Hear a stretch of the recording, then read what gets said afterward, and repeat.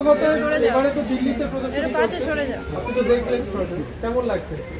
খুবই ভালো লাগছে, কারণ তোমরা এই উদ্যোগটা নিয়েছেন অত্যন্ত সাধু এবং দিল্লির লোকের কাছে। আমি আমার পুর ইঞ্জিনিয়ারিং কলেজে এবং আমার আইএসের বন্ধু বান্ধবদের জানিয়েছি, সবাইকে, অনেকেই আসবে, বিশেষত বাঙালি যারা।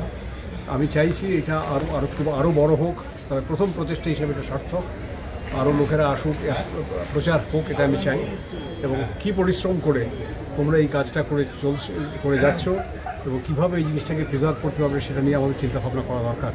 আমি চন্দ্রনাথ এবং অন্যদের সঙ্গে আলোচনা করছিলাম যে এইটাকে কী করে সাস্টেনেবল করা যায়।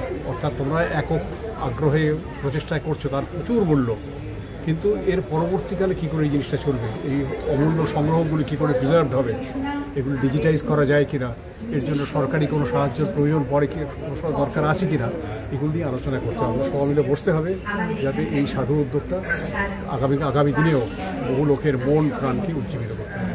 আপনার মতামত অসাধারণ। আমাদের প্রত্যেকের জন্য তো অবশ্যই আমরা যদি কিছু করতে পারি, আমি তো থাকি দিল্লিতে, মানে যদি আমরা দিল্লিতে কিছু করা আমার পক্ষে সম্ভব হয় আমাকে জানিও, আমি খুশি হয়ে সেটা করার চেষ্টা করি। ধন্যবাদ স্যার।